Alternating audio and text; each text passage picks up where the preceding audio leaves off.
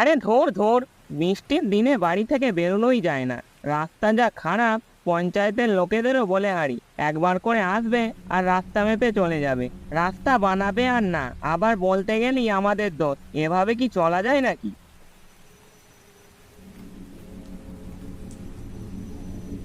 বর্ষা মানুষের কাছে যেমন দুঃখের তেমনি খুশিরও। এত গরম যাওয়ার পর যখন বর্ষা নামে তখন মানুষের মন আনন্দে ভরে ওঠে। যখন বর্ষার কারণে এক হাঁটু করে কাদায় ভরে যায় তখন মানুষের কাছে কোনো কষ্টের সীমা থাকে না। রাস্তাঘাটে বেরোনোই যেন তাদের কাছে বিরক্তিকর। আরে রাত্রির বেলা ওই কাঁচামাটির রাস্তায় কে যায়? দেখে তো মনে হচ্ছে ওটা দিনের। কে, দিনেশ নাকি? কে, বিনয়দা নাকি? হ্যাঁ হ্যাঁ, আমি কোথায় যাচ্ছিস, এদিকে শোন। কি গো বিনয়দা, ডাকলে কেন বলো? তা হ্যাঁ রে, এই কাঁচামাটির রাস্তায় কোথায় যাচ্ছিস? না গো বিনয়দা, ছেলেটা খুব বায়না করছিল মাছ খাওয়ার জন্য, তাই বাজার থেকে মাছ আনতে গিয়েছিলাম। বিকেল থেকে বায়না করছিল ছেলেটা যে মাছ খাবো মাছ খাবো। রাত্রির বেলা যদি কাটতে শুরু করে তবে তো আর মাছ পাবো না, তাই এখন গিয়ে কিনে নিয়ে এলাম। তোকে তো বারবার করে বললাম যে সকালবেলা মাছটা কিনে নে, তখন তো শুনলি না আবার কথা। আমাদের গ্রামে তো তেমন মাছ পাওয়া যায় না, তাই একটু গেলাম আপনাদের গ্রামে। ধর, আমাদের গ্রামে কি সেরাম আগের মতো মাছ পাওয়া যায় নাকি? ওই বেটারা তো সব চোর, ওদের থেকে কেউ মাছ কেনে নাকি তাই? তা তুই কাঁচামাটির রাস্তা দিয়ে যাচ্ছিস কেন? অন্য কোনো রাস্তা কি পেলি না? জানিস তো ওই রাস্তাটা খুব একটা ভালো না। না গো বিনয়দা, এই রাস্তা দিয়েই তো এলাম, অন্য কোনো রাস্তা দিয়ে গেলে আবার অনেকটা দেরি হয়ে যাবে।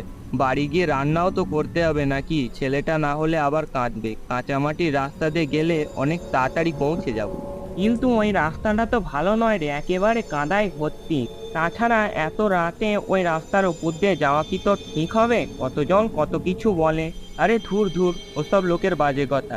আরে আমার কিচ্ছু হবে না, হাতে হেরিকেন থাকতে আবার কোনো চিন্তা। এবার চললাম গো, আবার রাত হয়ে যাবে। আচ্ছা ঠিক আছে, তাহলে সাবধানে বাড়ি ফিরবি। হরে কৃষ্ণ, হরে কৃষ্ণ।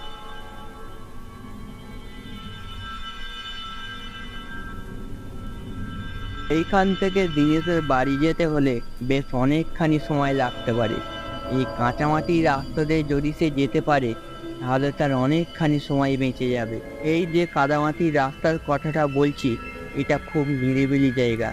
এখানে রয়েছে কিছুটা ধান ক্ষেত, বাকিটা জঙ্গলে ভর্তি, আর মাঝখান দিয়ে রয়েছে একটা কাদামাটির রাস্তা, তাতে আবার প্রচুর জল জমে আছে। রাস্তার ধারে ধারে কিছু গাছপালা ও অশ্বত্থ গাছও আছে। দিনের বেলা এই রাস্তা দিয়ে যাতায়াত করলেও রাত্রির বেলা অত সহজে কেউ যেতে চায় না ওই রাস্তা দিয়ে। নিচু রাস্তা হওয়ার কারণে এইখানে প্রচুর জল কাদা জমে থাকে, যেতে খুবই অসুবিধা হয়। আরে ধুর ধুর, এত বড় বড় গর্তে হাঁটা যায় নাকি? কোন গর্তে পা ঢুকে যাবে কে জানে, তার উপর থেকে ঘুটঘুটে অন্ধকার।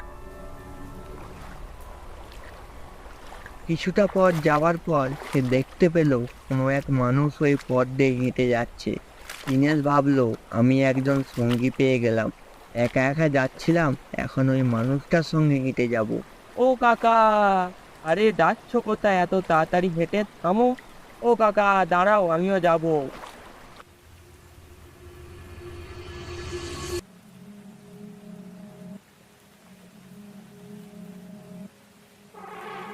দেখতে দেখতে লোকটা নিমেষের মধ্যে মিলিয়ে গেল, আর কাউকে দেখা গেল না।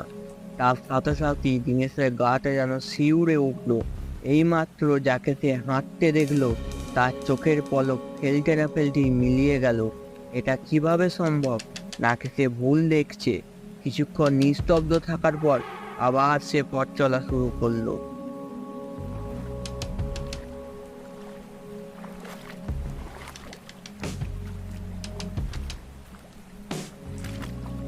এই নিস্তব্ধ এলাকায় এই কাঁচামাটি রাস্তা দিয়ে সে হেঁটে যাচ্ছে।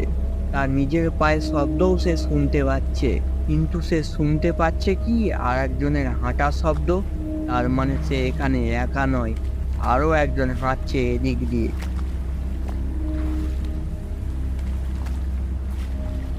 সে এদিক ওদিক তাকিয়ে দেখলো, কিন্তু কাউকে দেখতে পেল না। এবার সে নিস্তব্ধ হয়ে দাঁড়িয়ে পড়ে, কিন্তু অন্যজনের হাঁটার শব্দ তখনও তার কানে ভেসে আসছে। সে এবার দ্রুত গতিবেগে হাঁটা শুরু করলো।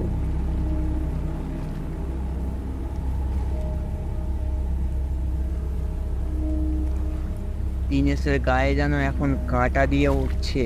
কই কই ওইখান দিয়ে কে যায়? ওরে বাবা রে, আমার তো ভয় করছে। রাম রাম রাম রাম রাম। আস্তে আস্তে পায়ের শব্দটা যেন মিলিয়ে যেতে লাগলো, আর শব্দ পাওয়া গেল না। চারদিকে নিস্তব্ধ হয়ে গেল বুদবুদের অন্ধকারে। বৃষ্টির আর রাতচরা পাখির ডাক ছাড়া আর কোনো শব্দই শোনা যাচ্ছে না। সে আবার সামনের দিকে একটু একটু করে এগোতে থাকলো। তবে সে এগোচ্ছে এবার ভয়তে কাঁপতে কাঁপতে।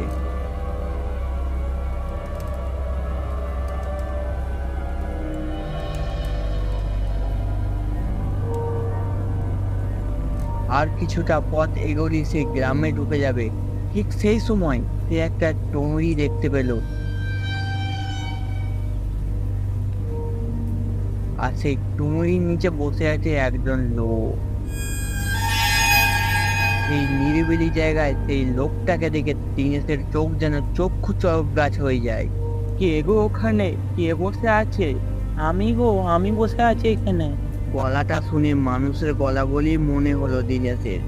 এবার সে মনে একটু সাহস পেয়ে এগোতে থাকলো। তাড়াতাড়ি হাঁটার চক্করে সে পা পিছলে পড়ে যায়। আহ, ওরে বাবারে, পড়ে গেলাম যে। হেরিকেনটাও তো গেল নিভে। হায় হায়, এবার আমি চলবো কি করে? সে পড়ে যাওয়ার সঙ্গে সঙ্গে হাতের হেরিকেনটা জলে পড়ে নিভে গেল। এই ঘুটঘুটে অন্ধকারের মধ্যে দিয়ে আবার একটু একটু করে হাঁটা শুরু করলো। মনে শুধু এইটুকুনি সাহস, আর একটু এগোলেই তার গ্রাম চলে আসবে। সে একটু একটু করে হাঁটার পরে সেই টুংরিটার কাছে গিয়ে পৌঁছায়, এবং সে গিয়ে দেখতে পায়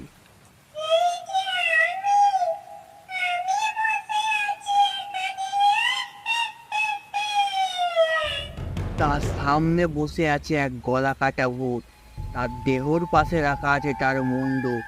এটা দেখে যেন দিনেশের গায়ে কাঁটা দিয়ে উঠলো। সে থরথর করে কাঁপছে।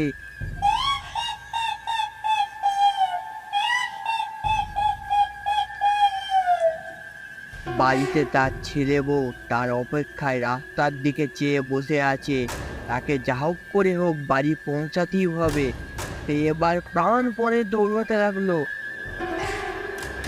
আর তার পিছু পিছু দৌড়াচ্ছে সেই ভূতটাও। বাঁচাও, বাঁচাও, বাঁচাও! কে কোথায় আছো? বাঁচাও! আহ! সে দৌড়াতে দৌড়াতে গ্রামে পৌঁছে যায়, এবং সেখানেই সে অজ্ঞান হয়ে পড়ে যায়।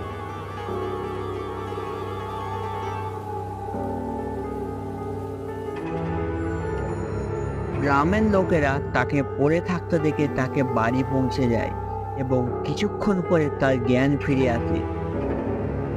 দিনেশ, তুমি একই কাজ করলে বলো তো? ওই রাস্তা দিয়ে দিনের বেলাও কেউ যেতে চায় না। তুমি রাত্রির বেলা শুধু শুধু ওই রাস্তাতে দিয়ে গিয়ে কি করছিলে বলো তো? ওই রাস্তায় একটা নয়, অনেকগুলো আত্মা থাকে, অনেক বছর ধরে। সে সবাই জানে। তোমার কপাল ভালো তুমি বেঁচে ফিরেছো, নালে আর আমাদের মুখ তোমাকে আর দেখতে হতো না। আজকে তোমায় ভগবান সত্যিই বাঁচিয়ে দিয়েছে। আর খবরদার যেন ভুল করে এ কাজ করো না।